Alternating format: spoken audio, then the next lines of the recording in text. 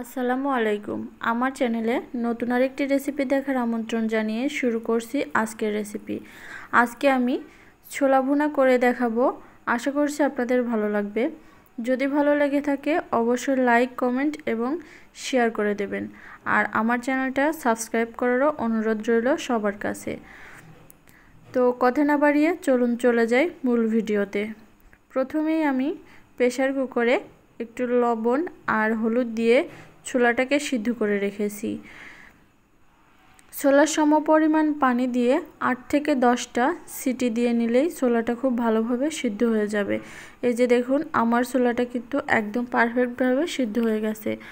এখন এখানে আমি একটা মাঝারি সাইজের আলু টুকরা টুকরা করে কেটে নিয়েছি আর দিয়ে দিচ্ছি কড়াইতে পরিমাণ মতো তেল। তেলটা গরম হয়ে আসলে এর মধ্যে একে একে পেঁয়াজ কুচি আর দিয়ে দিয়েছি মরিচ কুচি, তেজপাতা আর দারচিনি। এটাকে একটু ভালো করে নেড়েচেড়ে আমি ভেজে নিচ্ছি। এ পর্যায়ে এসে ভিডিওতে যারা এখনও একটা লাইক দেননি তারা প্লিজ ভিডিওতে একটা লাইক দিয়ে দেখা কন্টিনিউ করবেন।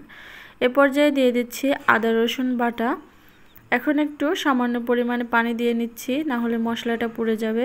দিয়ে দিচ্ছি হলুদ গুঁড়ো আর দিয়ে দিলাম জিরে গুঁড়ো। এখন এই মশলাটাকে একটু নেড়েচেড়ে আমি কষিয়ে নিচ্ছি।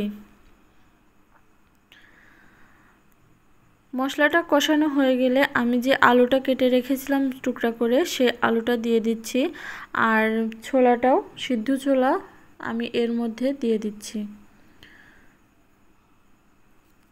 ছোলা আর আলুটা আমি ভালো করে মশলার সাথে একটু কষিয়ে নেব।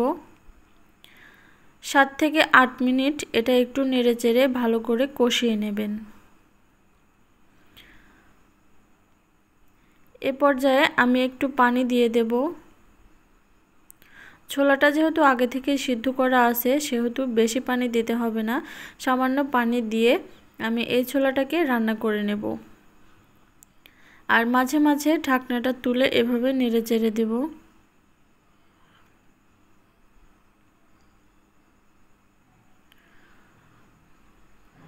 আলুটা যখন সিদ্ধ হয়ে যাবে এভাবে স্প্যাচুলা বা খুন্তি যাই বলেন এটাকে দিয়ে একটু আলুটা নেড়েচেড়ে ভেঙে ভেঙে দেবেন, তাহলে ছোলা ভুনাটা একটু মাখা মাখা হবে।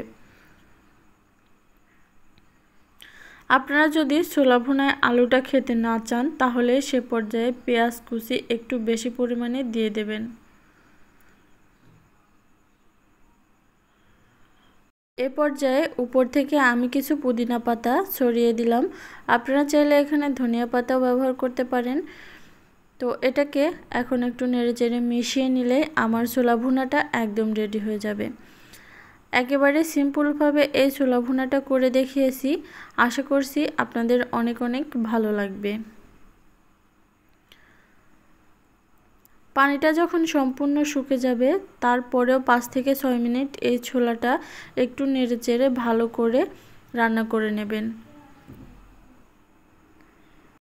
এ পর্যায়ে চুলাটা অফ করে দিব, কারণ আমার ছোলা ভুনাটা একদম রেডি হয়ে গেছে।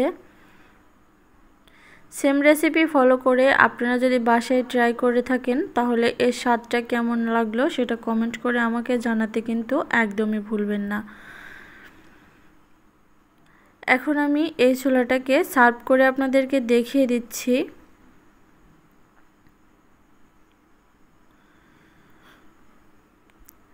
মাশাআল্লাহ, আমার ছোলা ভুনাটা দেখতে যেমন হয়েছে খেতে তার চেয়ে বেশি সুস্বাদু।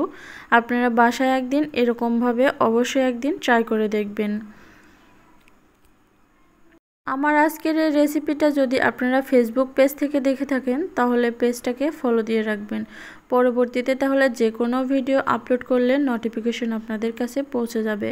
আমি সবসময় চেষ্টা করি একটু সহজভাবে ভিডিও এই রান্নার রেসিপিগুলো আপনাদের কাছে তুলে ধরার। আশা করছি আপনাদের ভালো লাগবে। তো আমার চ্যানেলের সাথে থাকার জন্য অনুরোধ জানিয়ে আজকের মতো এখানে বিদায় নিচ্ছি। চলে আসবো অন্য কোনো দিন অন্য কোনো সহজ এবং সিম্পল রেসিপি নিয়ে। ততক্ষণ সবাই ভালো থাকবেন। আল্লাহ হাফেজ।